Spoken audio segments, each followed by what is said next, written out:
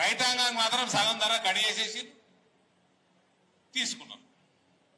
ఏం చేసిరు? మళ్ళా బ్లాక్ మార్కెట్లో అమ్ముకుంటారు. ఇవాళ 10,000 రూపాయలు రైతు బంధు ఇస్తున్నా అంటున్నాడు. ఎకరానికి 30 కుంటలు పడతాయి అన్న వరి పడతాయా? దాదాపు 44 కిలోలు జోకుతున్నాడా? 40 47 కూడా జోకుతున్నారట. రైతులు జోకనిస్తున్నారు 47. నేను 44 పడుతున్నా అంటే క్వింటాల్కి 10 కిలోల తరుగు తీస్తున్నాడు. ఎన్నెళ్ళు లేదు తెలంగాణలో. ఉమ్మడి ఆంధ్రప్రదేశ్ లో కూడా ఆంధ్రోళ్ళు పాలన చేసేటప్పుడు కూడా అంత లేదు. ఇవాళ 10 కిలోలు తరుగు తీస్తున్నాడు. 30 క్వింటాలకి 300 కిలోలు అంటే 3 క్వింటాలు అయినాయి. 2,200 చొప్పున 6,600 అయింది. 2 పంటల చొప్పున 13,200 అయింది. ఈయన ఇచ్చేది 10,000, వేసుకపోయేది 13,200 కొత్త ఎంఎస్పీ ధర ప్రకారం. అవునా కదా?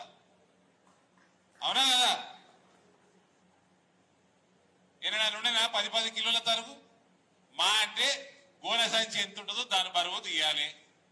ఇక లేదు మరీ జర ఏమన్నా పొట్టు తాలిగిన ఎక్కుంటే ఇంకో అర్ధ కిలో తీసుకోవాలి. కిలో మా అంటే కిలోన్నర. ఈ 10 కిలోలు ఎడికెళ్ళి తీస్తున్నారు. ఈయన ఇచ్చేదేంది? ఇచ్చేదేమో సర్కారు పైసలు వేసుకపోయి బిడ్డకి ఇస్తున్నాడు. ఆ బిడ్డ తీసుకుపోయి లిక్కర్ దందా చేస్తున్నారు. ఆ లిక్కర్ దందాకి వచ్చిన పైసలతోటి భూములు కొంటున్నదట. ఆమె కొంటున్నది మొగుడు పేరు మీద కొంటున్నదట.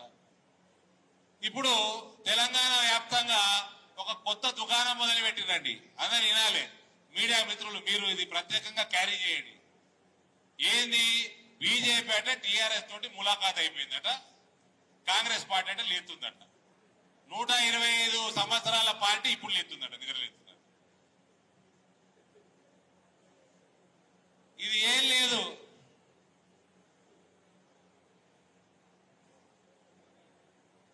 నేను చెప్తా ఇప్పుడు అసలు సంగతి చెప్తా.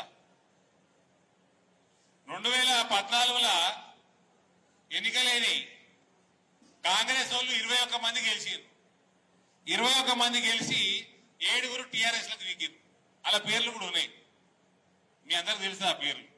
మళ్ళా 2018లో 14లో 21 మంది గెలిస్తే 1/3 3% 7 వీగారు.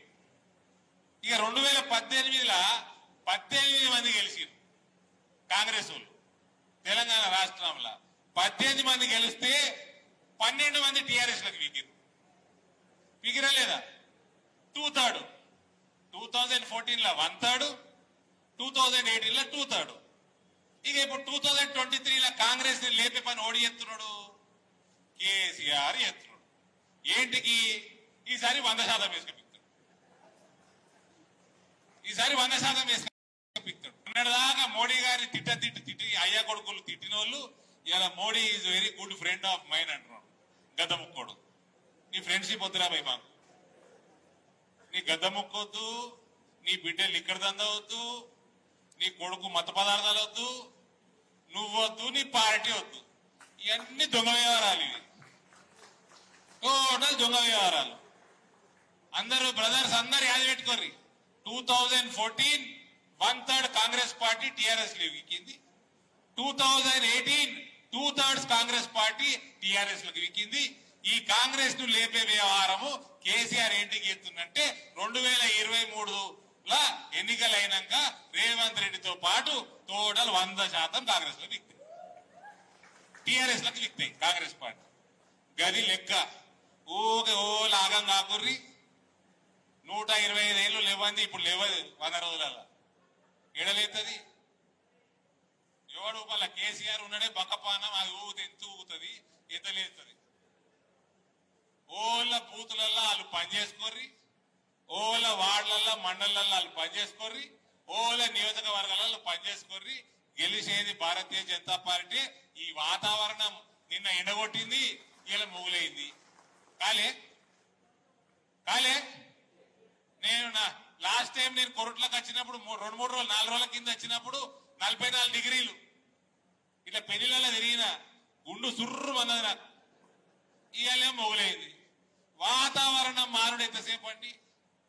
అక్కయ్యలు వీక్తే సాయంత్రానికి వాతావరణం మారిపోయాయి.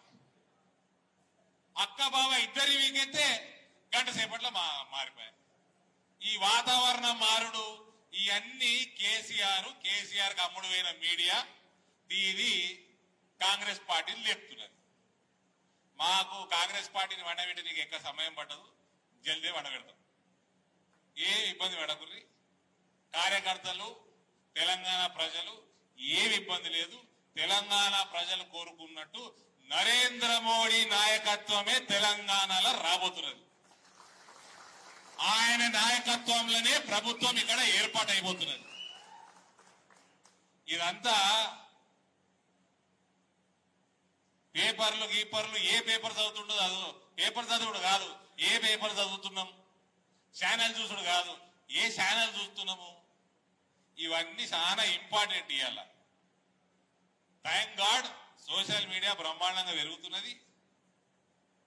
ఇక అందరు అసంటోళ్ళే అంటలేదు నేను. మీడియా మళ్ళా నన్ను కోపంగా చూశారు కొన్ని పత్రికలు, కొన్ని ఛానళ్ళు. వాడు అజెండా అంది. ఒకడు కాంగ్రెస్ లేపుతాడు, ఒకడు టీఆర్ఎస్ లేపుతాడు, ఇంకోడు షర్మిలమ్మ పార్టీని లేపుతాడు.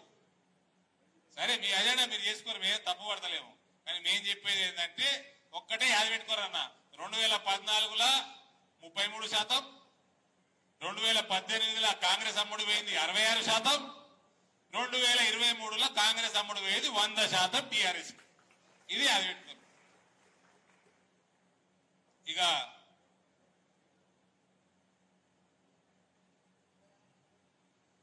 కొరుట్ల నియోజకవర్గంలో నేను ఎంపీ కాకంటే ముందు ఫస్ట్ వచ్చిన.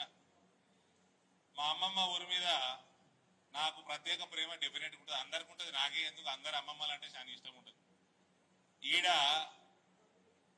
ఆ రోజు కూడా గుర్తున్నది, రైతులది ఒక సదస్సు పెట్టి మురళీధర్ రావు గారు వచ్చిండే. ఏం నరేందర్ యాదవ్ ఉన్నదా? మురళీధర్ రావు గారు ఆడ ఆ రోజు చీఫ్ గెస్ట్ గా వచ్చిండే. అప్పుడు మన చెరుకు రైతులు రాజిరెడ్డి అని కూడా ఉన్నాడు ఇన్నే.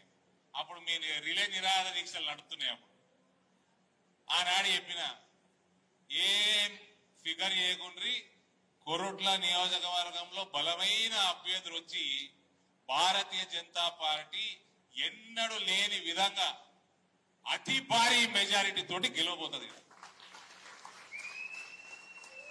ఇగో ఈయన మా నవీన్ యువకుడు, ఆ సంజయ్ పేరు తీసిన సంజయ్ ఊళ్ళో ఆయన డాక్టర్ అంటారు. డాక్టరేనా ఆయన? ఏం డాక్టర్? మొక్కల డాక్టరా? కోసి పడేస్తాం టీఆర్ఎస్ పార్టీని. ఆయన డాక్టర్, మొక్కల డాక్టరు, సర్జరీ చేసేది మేము. ఇక కాంగ్రెస్ పార్టీ అయితే కేసీఆర్ ఎంత ఊపినా వేరే జిల్లాలలో ఏమైనా లేదు కానీ ఈడ మాత్రం ఈ జిల్లాలో లేదు, లేవనే లేవది. ఇక్కడ పేషెంటే గాయపడినాడు, క్యాండిడేట్లు దిక్కులేడాలి.